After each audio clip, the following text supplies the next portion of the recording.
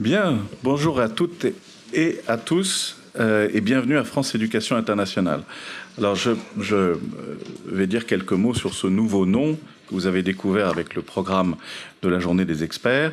Juridiquement, nous sommes toujours CIEP et nous le serons jusqu'au changement du décret en Conseil d'État et le changement des articles du Code de l'éducation qui dispose de l'existence de notre institution. Mais en matière de communication, nous sommes devenus, depuis le G7 qui a eu lieu ici même, le G7 Éducation, nous sommes devenus France Éducation Internationale par le souhait de notre ministre de l'Éducation nationale, Jean-Michel Blanquer, qui voulait exprimer ainsi plusieurs choses. Je vous dis aussi que le processus que j'ai mis en place pour permettre à l'ensemble de mes collègues qui sont là depuis beaucoup plus longtemps de ne plus jamais prononcer le mot CIEP est très simple, avec un gage d'1 € pour toute personne qui prononcera le mot CIEP. Naturellement, ça s'applique à vous aussi, et on sera très très attentif à remplir le plus possible notre cagnotte, qui est maintenant presque déjà débordante. Je regarde Nouria, c'est pas la Nouria Aligandvik Vankos, c'est certainement pas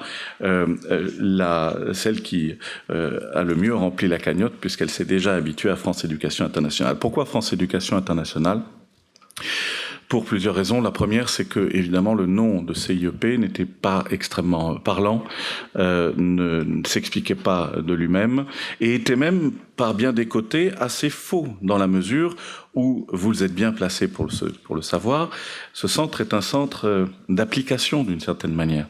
La coopération en éducation, c'est l'application sur le terrain de notre et de votre expertise. En revanche, des études pédagogiques, nous n'en faisons, pour ainsi dire, jamais, même si une partie du travail de la Revue internationale d'éducation de Sèvres peut être définie comme étude pédagogique.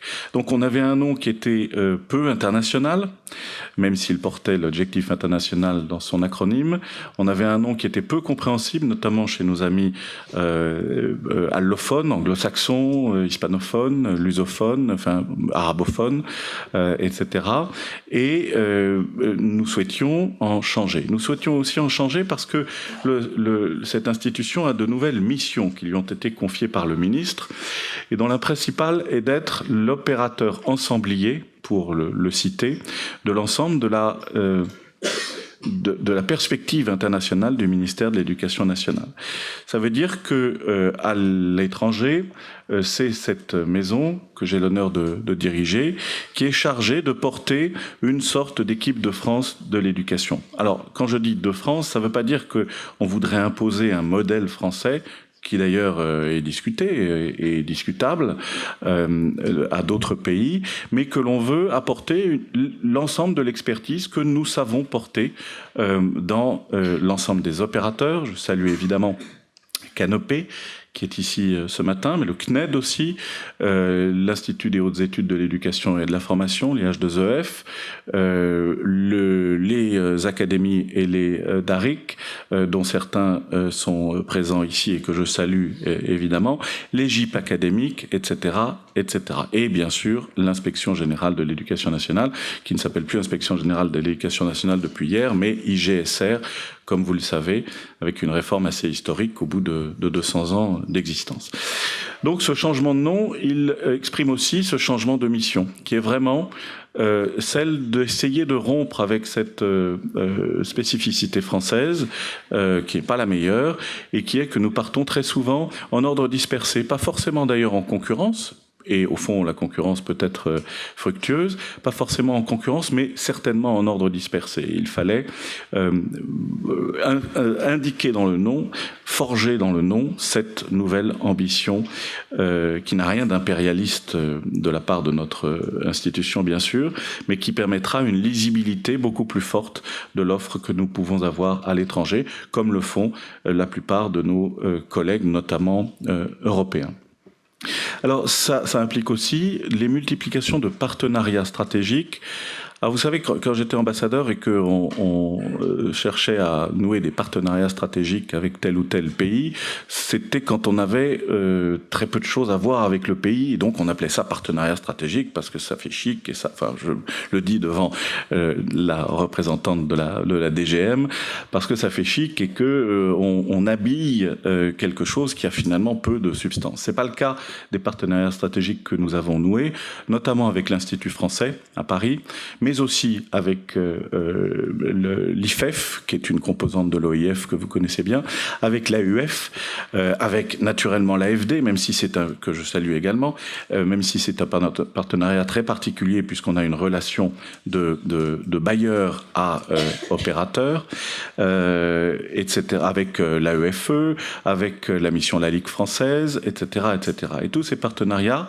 doivent nourrir notre expertise dans le monde, de façon à devenir vraiment ce que souhaite le ministre de l'Éducation nationale et de la jeunesse, l'opérateur pivot de l'action de l'éducation nationale à l'international. Ça concerne tous les départements, au premier chef évidemment le DCE, le département coopération en éducation, dans toutes ses composantes, enseignement général, enseignement supérieur et EFTP, sachant en outre que nous mettons une inflexion très forte sur ces deux derniers pans de notre action, l'enseignement et la formation technique et professionnelle, qui sont véritablement la nouvelle frontière de la coopération éducative, et l'enseignement supérieur, dans lequel nous n'étions pas totalement présents, mais pour lequel nous avons récemment gagné des projets très importants, qui nous font évidemment très plaisir, même si c'est une charge de travail considérable. Ça touche aussi le département de la langue française, le DLF, dont des représentants sont ici parmi nous, notamment via le dispositif dont je ne cesse de dire du bien des FSPI, du MEAE, enfin de la DGM à vrai dire, qui sont des dispositifs de financement innovants à disposition des postes pour travailler aussi bien sur la coopération éducative que sur la langue française. Et les autres départements de France Éducation Internationale. Mais aujourd'hui, je veux insister sur le fait que les héros de la journée, c'est vous, ce sont les experts. C'est pas nous, c'est même pas nos excellentes équipes, c'est vraiment autour de vous que cette journée doit s'articuler. Pourquoi ? Parce que on accorde une place pas importante, essentielle, structurelle à la notion d'expertise et à la figure de l'expert dont on va beaucoup parler, vous l'avez vu dans le programme aujourd'hui.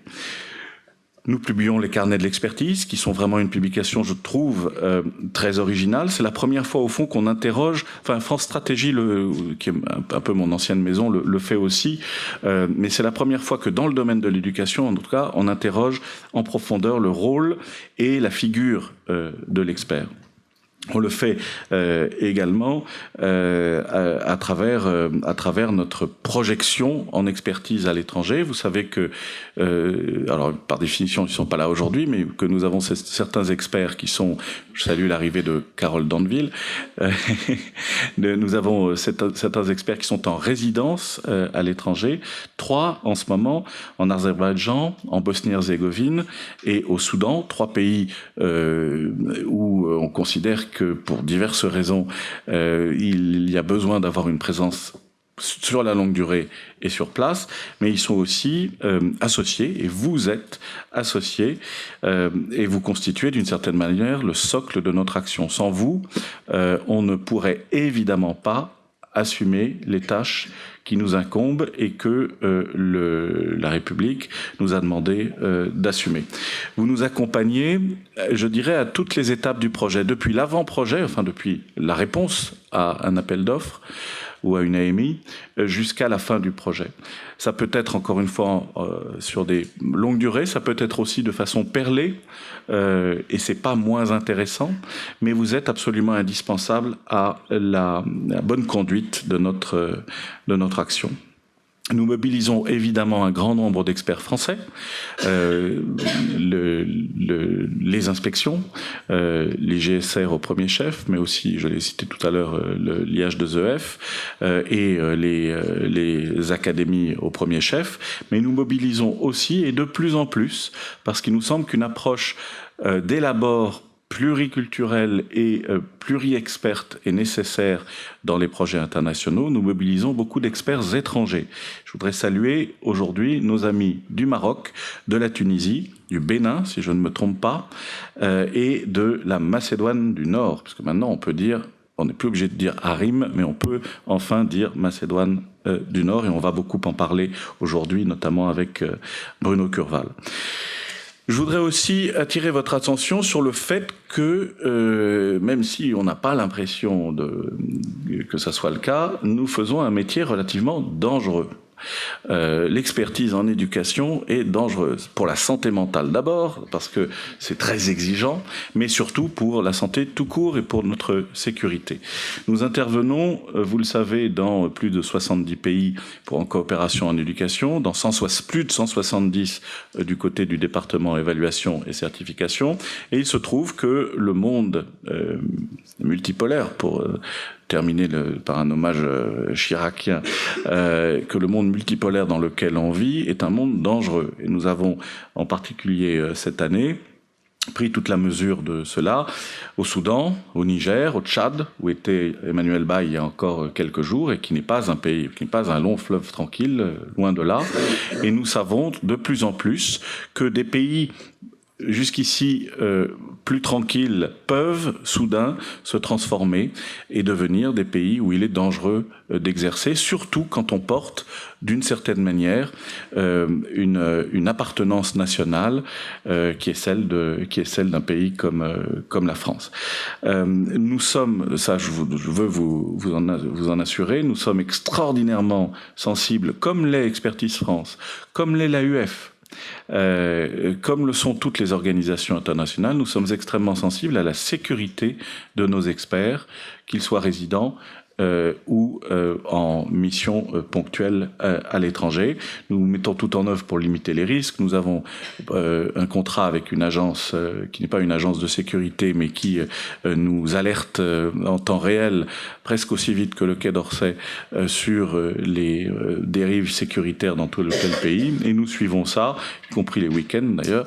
On a des exemples récents de façon très très sérieuse. Je crois que ça participe aussi de l'atmosphère de confiance entre nous.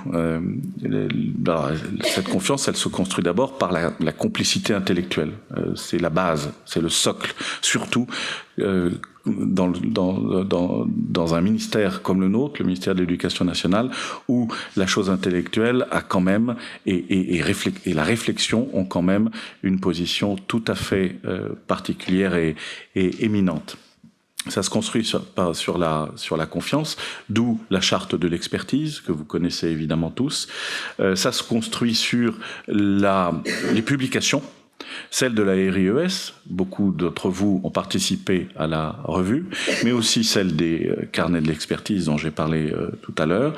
Et ça se construit avec des journées comme celle-ci, au cours de laquelle nous allons confronter nos questionnements et parfois aussi notre relative incapacité à donner les bonnes réponses, parce que l'expert ne sait pas tout. L'expert apprend en expertisant d'une certaine manière. Chaque mission nouvelle, j'en discute avec beaucoup d'entre vous très souvent, est l'occasion de découvrir des choses nouvelles et de construire en lien avec ce mot qu'on aime beaucoup ici, qui est la co-construction, de construire en lien avec nos bailleurs, mais aussi les pays, et surtout les pays dans lesquels nous travaillons, de construire des façons nouvelles de voir les choses. Et c'est ça d'ailleurs, je dois le dire, qui intéresse particulièrement notre ministre, Jean-Michel Blanquer, qui dit toujours, et en cela il est assez fidèle à Gustave Monod, qui a fondé cette maison il y a 74 ans, qui dit toujours que la relation internationale dans le monde de l'éducation, ça va dans les deux sens, d'une certaine manière. C'est évidemment notre institution qui apporte quelque chose, mais en retour, le système national en tire aussi un bénéfice. Un bénéfice pas sonnant et trébuchant, vous pouvez vous en douter,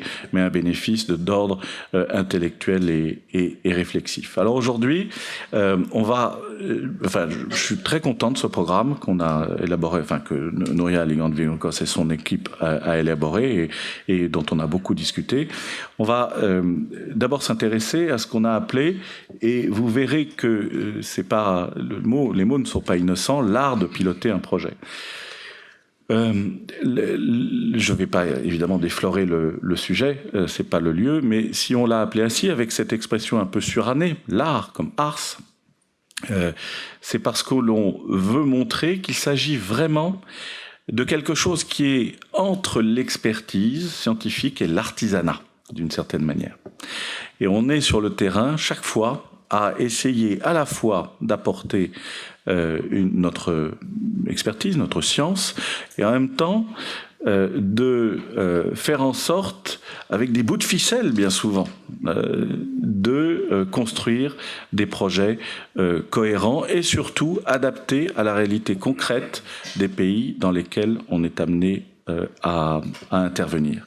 Et nous verrons dans cette séance que j'attends avec beaucoup d'impatience, nous verrons que cet art de piloter un projet est tout sauf évident et qui entre des savoir-faire qui vont bien au-delà de la simple expertise des systèmes éducatifs.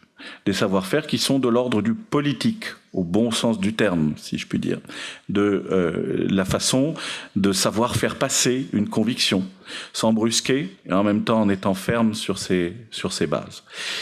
La seconde table ronde, la première table ronde plutôt, consacrée au défi de la formation des enseignants, est évidemment absolument centrale.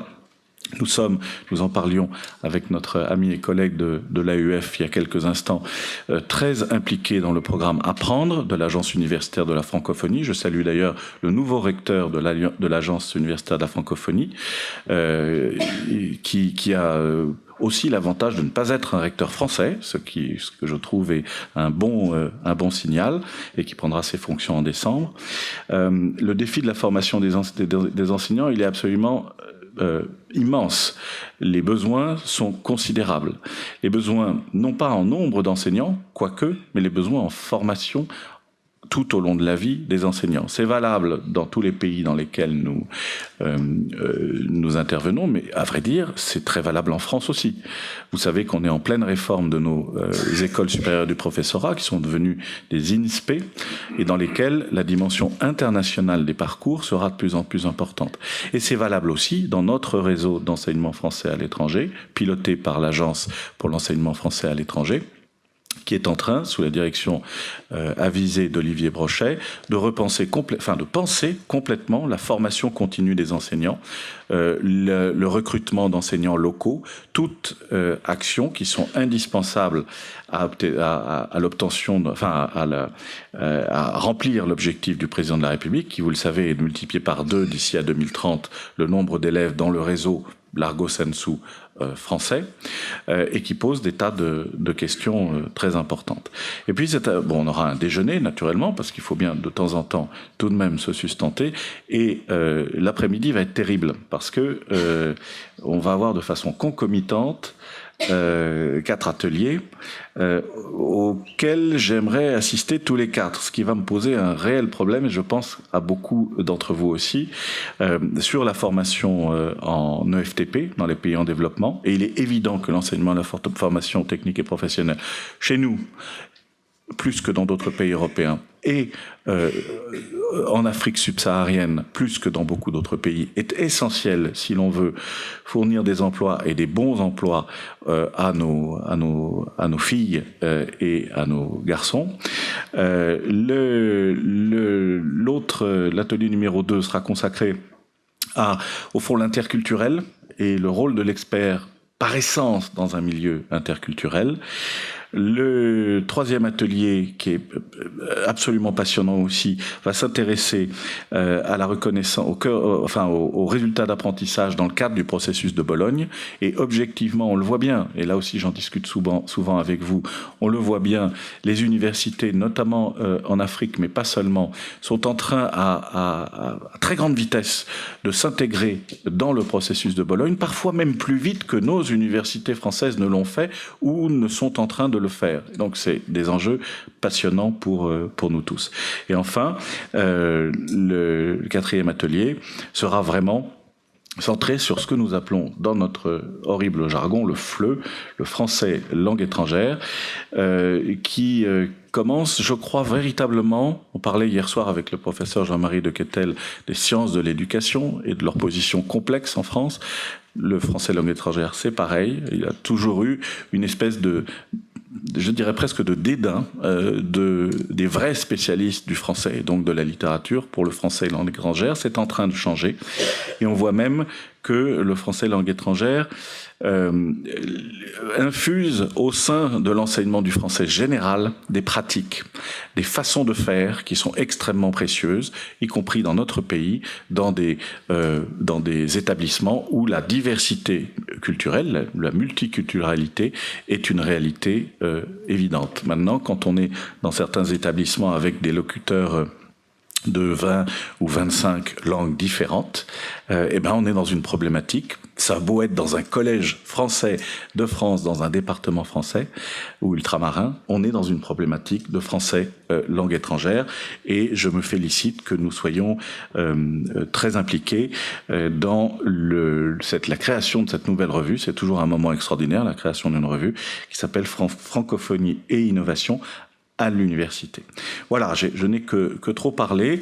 Je vais céder la parole à Nouria Alidan-Vivancos et puis je vais m'asseoir avec vous pour cette première séquence des journées de l'expertise consacrée au carnet de l'expertise. Un très grand merci vraiment de vous être déplacés, d'être parmi nous. On est heureux de partager avec vous tout ce que l'on sait et peut-être encore plus heureux de partager tout ce que l'on ne sait pas encore. Merci beaucoup.